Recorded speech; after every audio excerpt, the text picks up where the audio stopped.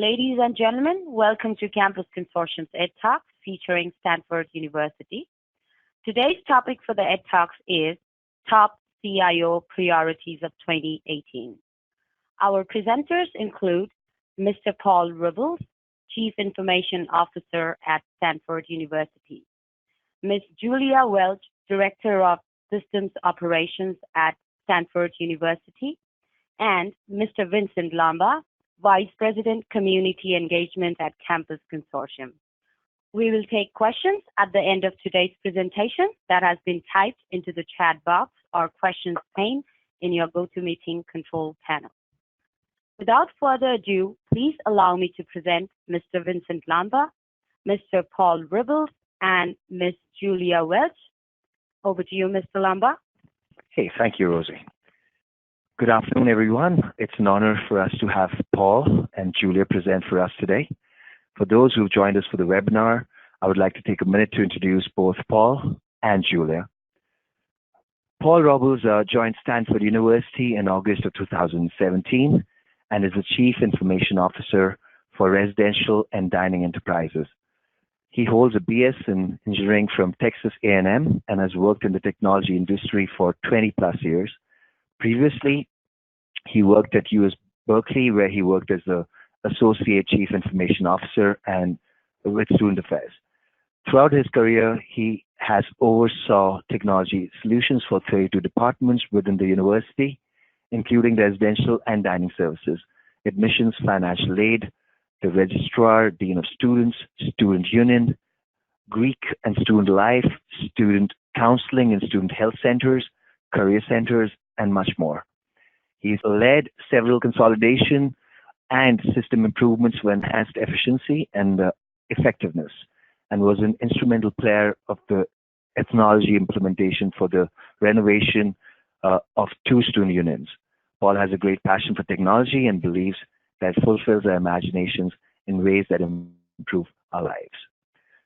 A little bit about Julia. Julia Welch has worked with technologies in a wide range of industries, including healthcare, manufacturing, government, and for the last 20 years in higher education.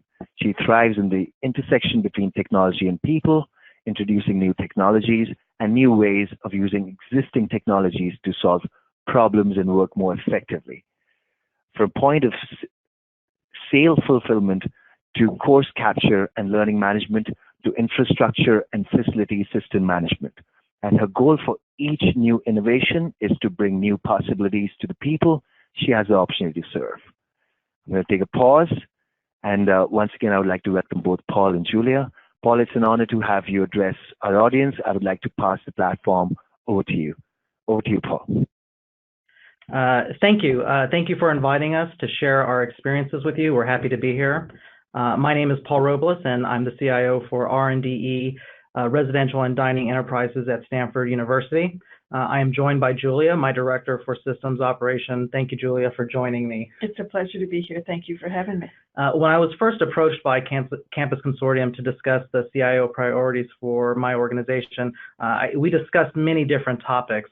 And as we kind of thought about that, I think we can probably all agree that we're all trying to figure out the future. So to just kind of start us off, I wanted to share just a little bit about Stanford and Residential and Dining Enterprises. We're joining you today from the Stanford campus. You can even see us on the screen. We're the little tiny building right above the word residential on the bottom right-hand corner. So that's us waving at you now.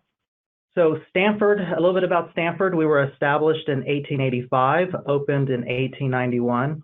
We have 7,000 undergraduate students, 9,000 graduate students, about 2,200 faculty, 7 academic schools. The campus is on about over 8,000 acres, and we have nearly 700 buildings. We have about 93% of all of the undergraduates live on campus. Our mission, the work that we do in Residential and Dining Enterprises, we support the academic mission of the university by providing the highest quality services to students and the members of the community. Our vision is to be the best in the business. And we believe that students are never an interruption in our day. They are the reason we are here. R&DE has vision: Stanford Dining, Housing Operations, Hospitality and Auxiliaries, Stanford Conferences, and we have quite a few strategic business partners, and you'll see that IT is there as well. In terms of the service that we provide, we are the largest auxiliary at Stanford.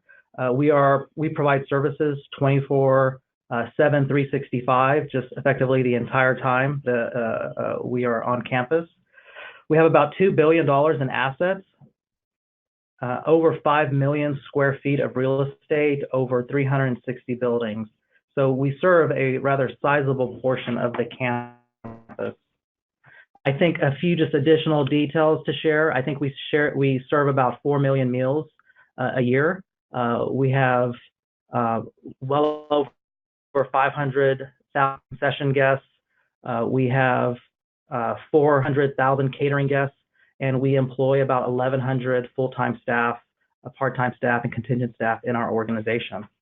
In everything that we do, we think about our core values. We think about how do we show up, how do we operate in the most efficient and effective way.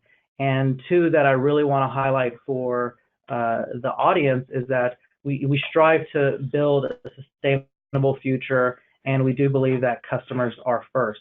Throughout the entire organization, the entire enterprise, we are focusing on 6 essential areas. Creating greater efficiencies certainly has an important impact on the work that we do in IT. And the third bullet that I emphasis on is the revitalization of the big 6 IT applications. And we'll dig in a little bit more about that. But what we do know is that being an auxiliary, we have different technology challenges and priorities than some of our other partners. And when I look at all the touch points, like many of you, we have a lot of strong partnerships.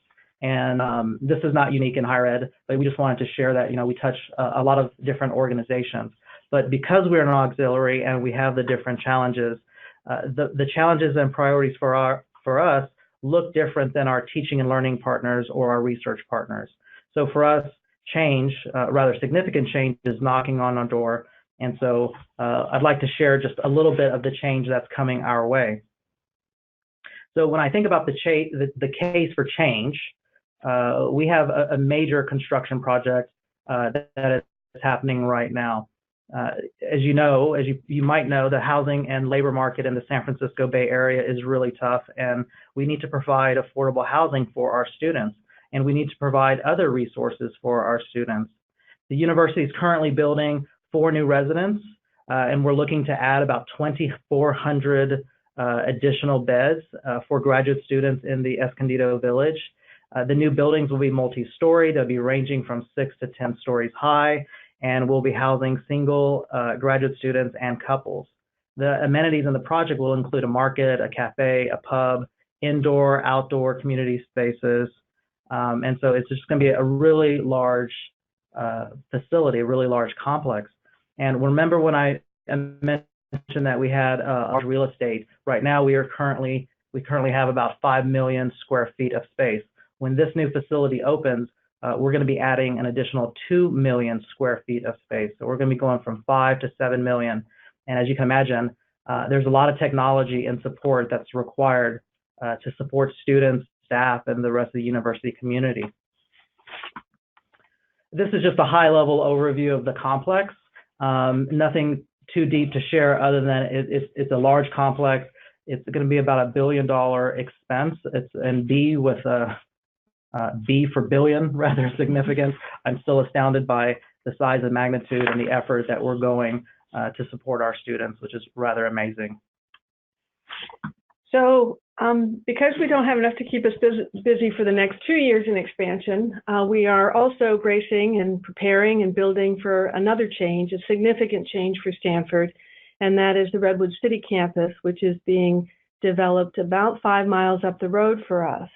And this is a tremendous change for us in that it is the physical component of it, but it is also the first campus that Stanford has built that is not on our home campus, the original campus that was built. The intention here is flexibility, both for academics, office space. It also brings us very close to some of our existing presence in the medical community. This project represents approximately 1.5 million square feet, 13 buildings, and will house 2,700 staff. This will involve relocating many functions. And so the campus workflow, the way we have interacted with people, represents yet another technology change as we all learn to communicate and participate in work from remote places. So you can see the footprint that this project will occupy, the buildings and the parking. Up in the upper portion of this diagram, you'll see the area marked B10. This is existing space, which is a medical presence for us. So that brings us, along with the gray areas, that brings us very close to a presence that we already have, giving an opportunity for our academics and our medical practices to coexist in a way that we have them, the academics, separate from the facility at this point. And in terms of our organization, we are moving to this new complex, and other parts of R&DE are also moving to this complex. So when I think about all that change, I think about the requirements and the operational need that we currently have. There's a lot, and I think there's a lot for everyone. And I think we can all share the sentiment that we need to continue to evolve, figure out how we manage capacity for the future. And so when I think about my priorities, I recognize that the landscape is changing, and recognizing that the technologies that are in front of us are significantly different than the technologies that we've been supporting in the past 10, 15, 20 years. And so for me, I have three main priorities. It's the modernization of the current operational environment. That is what we call the Big Six, our Big Six enterprise applications. We have to get our house in order, just like many organizations. And as systems are online, sometimes business processes don't evolve and adapt, and the technology solutions don't adapt to those changing business rules and requirements, and you get a little bit behind. And I think this is common. What we're doing here is we're making a very deliberate, strategic effort in improving our core infrastructure, our core business applications, so that we can be prepared for the emerging technologies. The second item, the second priority, is our workforce strategy and our student engagement. We have to transform our organization, our staff levels, the type of skills we have to be prepared to support these emerging technologies. And then finally, we get to the point where we're actually being able to discuss and think about the emerging technologies. So when we talk about the Big Six, these are the Big Six applications. These are enterprise level applications that support the businesses that Paul described earlier. We've linked all of these projects to our core values, which you can see displayed for you. The first three are applications. They are Lucid, a Lucid system is the brand name of the application. Also Kinetic and Revel. These are all mission critical to the various businesses that we support. Lucid is one of the utility type behind the scenes applications that isn't forward facing to our faculty and our staff or our students even, but it's crucial in that we occupy a third of the footprint on this campus, and we have residents 24/7 year round. And looking at the utilities consumption, water, electrical is this project. So this has given us an opportunity to take a look at billing information as well as historical data, and look at it on a per building basis, not only so that we can check consumption, but also so that we can introduce sustainability projects, engaging our students who are very green by nature, and they're interested in participating in reducing our carbon footprint. The Lucid project brings that home, but with the usage and analytics. The Kinetic system is a system that we use in our conference management. We bring 20,000 people every summer through our campus. We turn the campus around using the same housing and dining facilities. We turn that around in a week. We call it Crash because by the time we've done it, it feels like we've all crashed. The kinetic system allows us to bring those people in, get them in the spaces that they need to be, whether they're here for a basketball camp, for something relating to nuclear physics, or the next big thing, or the Graduate School of Business marketing offerings. It's a wide variety of conferences we bring through, and Kinetic is the tool we've upgraded from a previous application, which no longer was filling our needs, and moved into the Kinetic system. And then the point of sale system is for all of our retail operations. Under our area of responsibility, these are food service operations, they're cafes, and the facilities that fall outside of the dining hall or the traditional meal plan arrangement. The next three on our big six, Physics is the large display panels you see in airports and other places. I'm sure they're on your campuses as well. We're working at integrating and making that messaging consistent. We have the system in place, and we have a hard horizon to do more wayfinding and additional, other than just kind of the slide deck that we're displaying now. But that's been a really important communication tool. Our students are really attracted to that. We have Tririga, which is a system that helps us manage the 350, soon to be more than that, buildings that we're responsible for. And it allows us to do work orders, also asset level, preventative maintenance. It gives us that view over the behind the scenes, allowing students to report to us problems, as well as building managers in the facilities. And then our most recent on this list is our Kronos labor management application, which is, we are on this campus, we are the largest employer of bargaining unit employees. And so these are people who are using a time card. And we've implemented this about a year ago. We're still going through some growing pains on it. But what it's doing for us is it's taking time card punches and putting it directly into our PeopleSoft payroll system, improving a lot of efficiencies and automating some compliance and helping us meet those obligations we have, not only from California labor laws, but also through the bargaining unit. And one thing that I would add is that this effort to modernize these systems has the entire enterprise, a huge portion of the 1,100 staff participating, being actively engaged. We're asking the question, is the application serving your need? What changes do we need to make? Is the data current?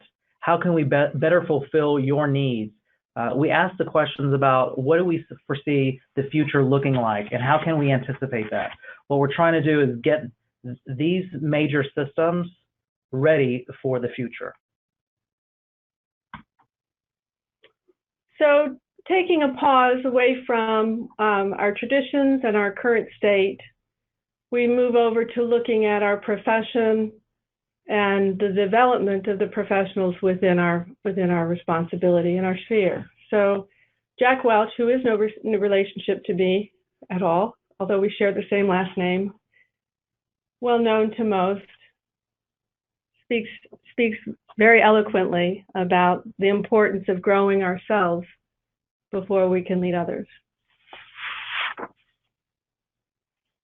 Which brings us to the profession that we find ourselves in. This is a profession that has changed very much. And in the course of my career, the profession, that of being a technology professional within a higher education institution, this, as well as in other industries, there's been a maturation here where we are moving out of the tech wing. We no longer restrict people from access to us. We are no longer just technicians. We are no longer separated from the mission. We evolved into becoming service providers, aligning ourselves with the mission, identifying ourselves with the enterprise, not just with the products or the hardware that we were responsible for. And as we mature further, I think the trend is towards enabling, not just providing the technical SME input, not just providing the service, but also identifying opportunities designed by the technologies themselves that offer innovation. Bringing a tradition-based institution into the mindset of somebody who conducts everything that they do on a mobile phone is innovative. It is, and it's what we enable. We also find ourselves, as time goes by, being more our change posture, our evolution in our response to change from being reactionary. We got the systems up and running, we care for them, we feed them, and then we respond to them when they break down. That gave us expertise in providing leadership in change management. And from that, we get to being an enabler of innovation again. We get to a position where we are postured for driving change and being the impetus for change. And in the process, we're transformed. The profession itself looks at the institutional goals, and we go from being aligned with those institutional goals to being actually embedded, part of the fabric. We move from being aiming for efficiency to, again, being innovative, but also being agile. Institutions like ours, institution like yours, can be very slow to move. And so that agility that we represent and bring to the table.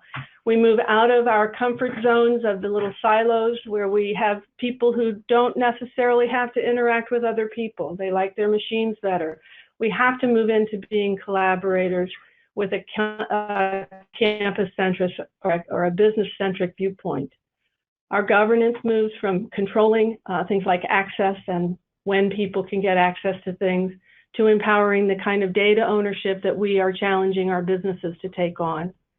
We are, our portfolio, the complexity of the vendors, the list of people that we reach out to for help is a much, much longer than that short list of several years ago, where we had a few chosen partners that provided us with a multi-function.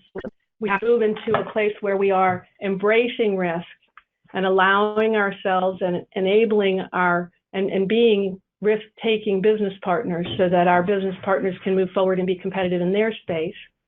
And similarly, we're moving faster, and we're also enabling our data providers to do some of their own transformation of data into information that supports their decisions. So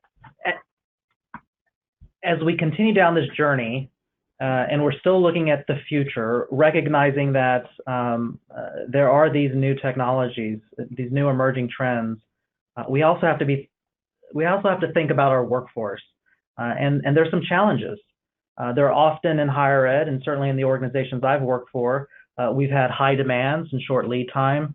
There's a lot of change fatigue. There's a question of engagement and commitment, whether the staff are engaged in the work that we're doing. With the San Francisco East Bay area, there's high turnover because it's a very competitive market. And with all these things, when do we find the time? Where do we have the time so that we can think about innovation and creativity? And we don't really have that time. So we think about our workforce strategy. We've come up with some goals. We wanted to develop a comprehensive workforce strategy. How do we manage our staff? And we wanted to align it with the vision, mission, and goals. And we also recognized that we wanted to increase our student employment. We have very few student employees right now, but we're looking to make a change in that effort. When I visit with my staff, we always are talking about the operations, the projects that we're dealing with, the big six. I have asked the staff in this role and in previous roles, how do you prepare for the future, right? Have you had an opportunity to play with VR? Have you played with a drone? Have you ever messed with any kind of augmented or virtual reality or just anything like that? And the general response is usually no, they don't have the time. And we have to think about emerging trends when we think about the workforce. And so when we move forward, we've created a simple framework. And I'm not going to spend a whole lot of time digging down through the next few slides, but I just wanted to share with you how we think about the workforce. And through each one of these elements, we are thinking about emerging technologies, and we're putting and sharing the vision in each one of these elements with our workforce strategy. And that starts at perhaps organizational restructure, refinement, doing a portfolio deep dive, reviewing our financials to make sure that we're in alignment, making sure that the work that we're doing, whether it's through procurement or the life cycle of a particular project, follows and is in alignment with our budget cycle. What is our strategy for talent acquisition and management? I would like to say that our goal is we want to be the employer of choice. Now, that's a really tall order being in Silicon Valley, but I think that is the goal. We think about performance management differently. We want to make sure that we're actively engaging our staff and getting their feedback and talking about emerging technologies and preparing them for the future, and that performance management cycle is a way to help us do that. And so we keep going all the way down, and there are two that I really wanted to put focus on, which was the professional development planning and the student leadership program. Before I jump into those two items, we also have to think about employee engagement. We have high turnover when there's low engagement, and we're starting to use a Gallup Q12 engagement survey. If you haven't heard of the survey, it's really simple, 12 simple questions, and it gives management and leadership pulse of how the organization is feeling. 3 questions that I really wanted to highlight. One is Q2, I have the materials and equipment I need to do my work. And when we think about emerging technologies, are we prepared? Q6, there is somebody at work who encourages my development. We need to continue to be thinking about the future, and we need to be asking, what do you need to be prepared? Q11, in the last 6 months, somebody at work has talked to me about my progress. Having a close connection, having a close relationship with the staff and understanding their needs, it really increases the engagement. And then as we jump into professional development, we have developed a framework that's been used at other institutions where we empower the staff to help drive where we're going from a professional development standpoint. We have a professional development committee where we have a lot of these discussions. We've identified vertical domains where we are asking our staff to get some level of exposure and training in these vertical domains, whether it's the university IT community, the student experience, customer service, project portfolio management, going all the way down the list and ending at security awareness, right? Right now, if we think about our job descriptions, I think it's probably fairly common that all job descriptions have a line item that says, continued professional development or attend conferences or training as necessary. And we usually assign some kind of percentage. And I think it's common for us to put a 5% value or somewhere in that range. Sometimes we say that's an essential duty. That 5% over the course of a year equates to about 100 hours of learning opportunities. And through our research, we have seen that we often don't give the staff the actual 100 hours to actually do some learning. Through this professional development programming, we are guaranteeing that there is managerial alignment. We are guaranteeing that we are securing a budget so that those 100 hours for those individuals can be used. We're using the professional development committee to be the champion for this change. We're coordinating the developmental opportunities across the entire organization. We recognize that it's very hard for staff to move to a conference, go to a conference, to take a flight. And so we bring in domain experts and resources to us. And then we develop individual learning outcomes. So just kind of moving very fast on the next few slides, when we think about professional development, we break it down into planning, execution, and evaluation. We think about how we co-create these individual development plans. And the key word really is co-develop, right? And so we ask the questions of the skills we want to leverage, the skills that we need to develop, what are the possible learning activities. We want to become a learning architect. We want to talk with our employees before we start the learning experience. And we want to enact a model that's called the 70-20-10 rule, which breaks out the learning experience from experiential activities to 20% for building relationships, for participating in communities of practice, and 10% with formal training and education. This is a mix. It's a mix of learning opportunities and modes of learning because everyone's different. And then finally, we assess the development, we ask the coaching questions, and then we find ways to extend and reinforce those learning opportunities. And all along the way, we continue to ask, how do we inject opportunities to learn more about emerging technologies, to learn about the new fancy, flashy, shiny, silvery thing? How can we provide those learning opportunities to get us to where we want to be? So we also, as you heard Paul describe earlier, we also have an untapped resource in our division here, and that's student leadership. And this is tremendously distinguished from the traditional work study models. We're looking at experiential learning, tapping the talent and the knowledge that our students have in real world information technology employment, providing them with leadership opportunities and allowing them to have a real world experience along IT professionals. We can use their help, and we can help them develop. The elements that we'll measure that will let us know whether we're successful here include our commitment to their development and leadership, a coordinated cycle of recruitment and hiring and training, including providing opportunities for students to take a lead of a team, reliance on their commitment to the organization. So taking this to the next step, by providing students with an experiential learning opportunity and giving them the opportunity to develop their own identity, their purpose, identify their areas of competence, they're refining their career goals and their values. These are research-supported goals, and it's a benefit that we think that we can benefit as an organization from, but also it makes the students' experience here on campus that much more valuable. In addition, the idea of intellectual development and starting off their careers before they go out into their, whether it's an IT career or it's another field, giving them that opportunity and that exposure to defining their goals and their own success and their own career path.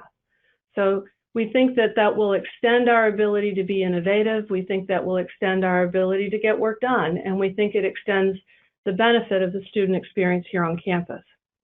And so just a couple more thoughts on this. The value of adding students and getting student leadership in our organization is that we're able to capture the voice of the students in a way that we may not normally have an opportunity to get. And so aside from giving them something, they are giving us a lot. They are sharing with us their feelings, their perceptions, their understanding of the organization, how we could better serve them as students, and it really becomes a win-win situation. I would like to kind of call out Dr. Anne-Marie Richard at UC Berkeley. This is her model that we are following. She has about 113 students in her organization that is spread out across a large IT organization, and they're doing some amazing work. So thank you to Dr. Anne-Marie Richard. So finally, after all this, we start to get to a point where we're talking about emerging technologies. And everything to this point has been getting us ready for what we're about to talk about. We need a lot of time. We need a ramp up to be able to be prepared to start to support these new technologies. And what I can share with you is that the university leadership, my colleagues, my peers, business operators, those units, they are operating at a pace that's much faster than any IT organization that I'm aware of could possibly keep up with. And that energy is exciting and it's challenging, and we're very excited to help them. So one of the first areas, of course, is in automation. Our business partners bring us the automation that they are interested in doing. And this is one of our challenges, is keeping up, being ahead of the curve. What we're looking at here at Stanford and Stanford Dining, we have a central kitchen that does a portion of the cooking in preparation for all of the dining facilities. They don't do all of it, but there is a central kitchen.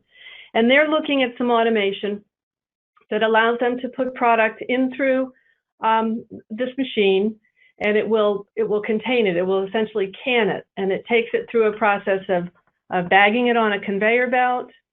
You'll see it feeding the conveyor belt in this slide. then it moves through an area where it is essentially gone through the process of sterilization, like you would see in a canning process. This allows us to have a shelf life, extending the shelf life of what would have been 2 weeks up to 8 weeks. And of course, these are innovative in terms of food preparation. These are also all connected to the network. These are also IoT devices that are out there that become our responsibility to secure, to not allow them to become vectors or pivot points for intrusions. So we are both in the business, there will be metrics on them and how they're performing. And this is one of the ways our business partners have brought this need to our attention. We're also talking about robotics. We are looking at 2 images here. One on the left is a robot that we are investigating to do food deliveries from either our dining halls or cafes to community members on campus.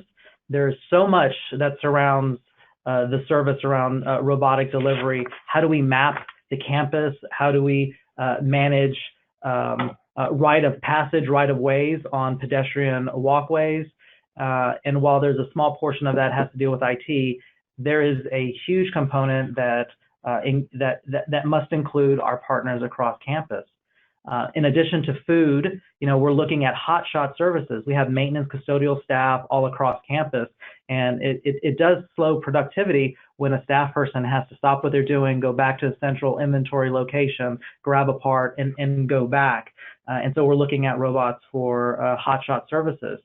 On the right, you see 2 toys, a little scribbling device and a little catapult. We think about robotics certainly at the grand level with food delivery, but we also think about it in terms of the fun that we do. We were recently at a leadership retreat, 12 leaders in the room, and the table was filled with these kinds of little gadgets, little fun robots. But it was a way to kind of spur creativity and to get our minds thinking about what does robotics look like. And while it's a fun kind of exercise, it really just challenges to think differently. And there's the robot kind of moving around. I'm not sure if the video will show very well. A little bit of a lag, at least for us. And we're also thinking about augmented reality, virtual reality, mixed reality, and we're just playing with that right now.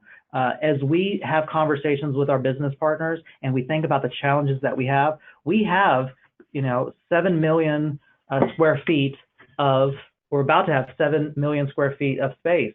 We turn over residence halls from a previous occupant to a new occupant, and we have to do that over the course of days. How can we leverage drones or robotics to scan, do a 360 4K snapshot of a room, and then have that image, the damages, if there were, being reviewed by an individual that doesn't necessarily have to be on site? Is there a way for us to deploy the robotics, this camera, and automate that, and then remotely be able just to review the damages and then appropriately input those changes into the system? We have a lot of capital projects. We're doing renovations all the time, and it's not always easy for us to be able to get to the top of a building to inspect whether a window is installed correctly. Can drones help us do that? Can we have a first-person view using these kinds of technologies to make our work lives a little bit easier?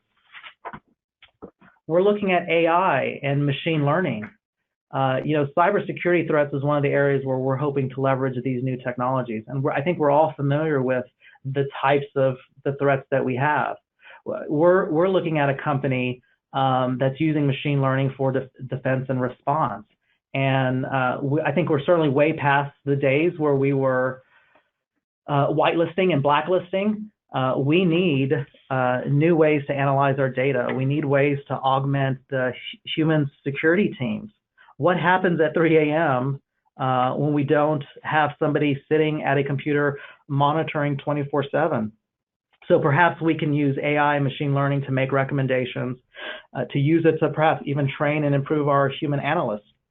I think freeing up the staff to be more forward-thinking and kind of pushing the log reviews or the individual incidents to the capabilities of this type of system, I think it really helps us out.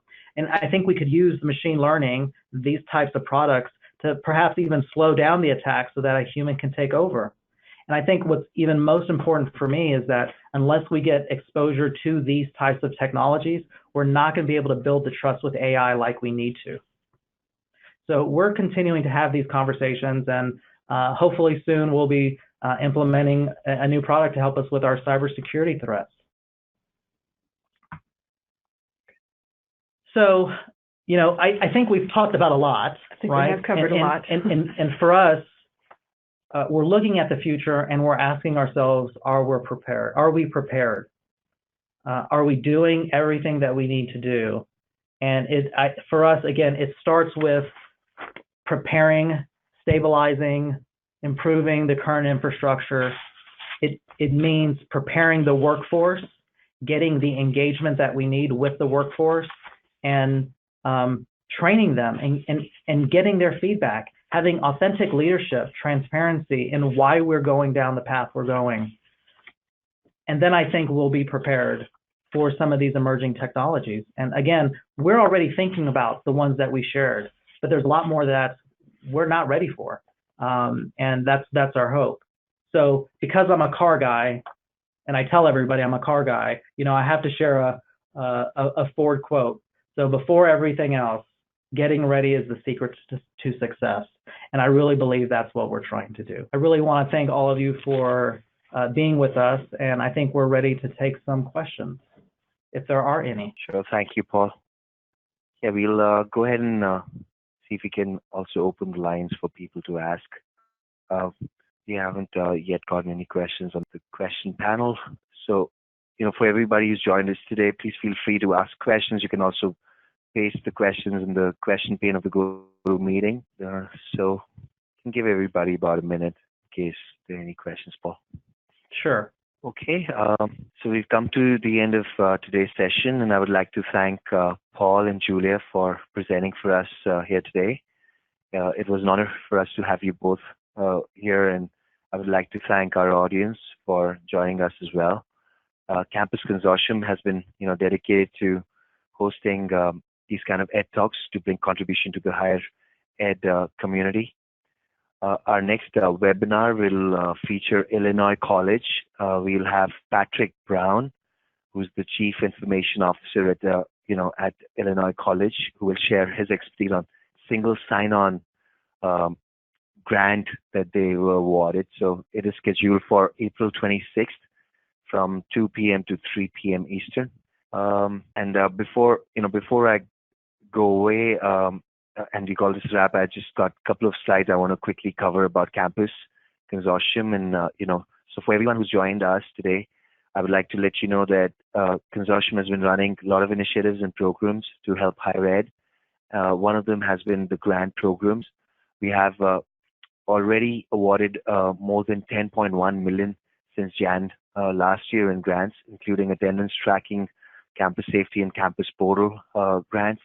We have whole bunch of awardees, and you will be seeing that on a social media sites from time to time. We want to do all we can do for higher ed.